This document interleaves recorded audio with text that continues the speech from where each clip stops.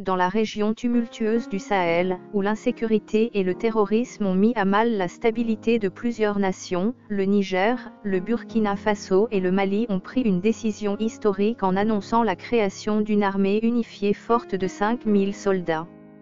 Cette initiative, souvent décrite comme une réponse stratégique aux défis sécuritaires sans précédent, marque un tournant significatif dans la coopération régionale face à des menaces communes.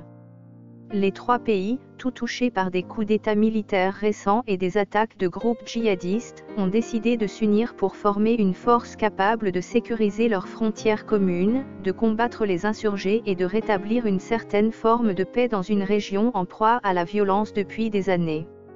Le contexte de cette alliance est complexe. D'abord, il y a l'urgence sécuritaire. Depuis des années, le Sahel est devenu un foyer pour des groupes terroristes comme Al-Qaïda au Maghreb islamique, AQMI, et l'État islamique au Grand Sahara, EIGS, qui ont exploité les faiblesses des États pour étendre leur influence.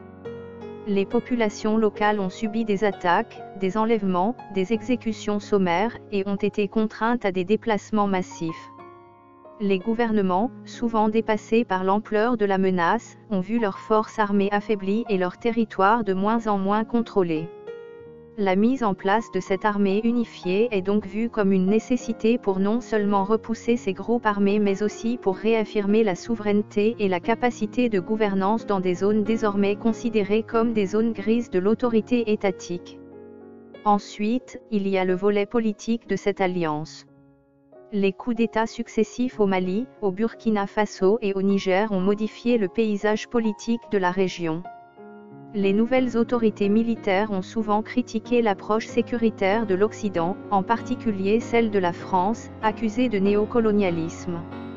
Ce ressentiment a conduit à une réorientation des partenariats sécuritaires, avec une ouverture notable vers la Russie, qui a commencé à fournir équipements, formations et mercenaires à ces pays. La création de cette armée unifiée peut aussi être perçue comme une affirmation d'une nouvelle indépendance stratégique, une manière de dire que la sécurité du Sahel doit être principalement gérée par les pays du Sahel eux-mêmes, avec leurs propres règles et leur propre vision de l'avenir. Sur le plan opérationnel, cette armée unifiée sera dotée de ses propres moyens aériens, terrestres et de renseignement. L'objectif est de permettre une mobilité et une réactivité accrues face aux menaces dynamiques et transfrontalières. Les forces seront capables d'intervenir rapidement là où le besoin se fait sentir, sans devoir attendre des autorisations ou des renforts extérieurs. Ce cadre opérationnel est crucial dans une région où les attaques sont imprévisibles et souvent coordonnées à travers les frontières. De plus, cette force aura pour mission de non seulement combattre les djihadistes mais aussi de sécuriser les routes commerciales, de protéger les infrastructures vitales, et de faciliter le retour des populations déplacées vers leurs terres. Cependant, cette initiative ne manque pas de défis. La coordination entre trois armées différentes, chacune avec ses propres doctrines, culture militaire et niveau d'équipement, représente un défi logistique et stratégique majeur. Les questions de financement, de commandement unifié et de partage des informations sont également des obstacles potentiels. Il y a aussi le risque que cette armée soit perçue comme une menace par d'autres pays de la région ou par les puissances internationales qui pourraient voir leurs intérêts menacés par une telle consolidation de forces.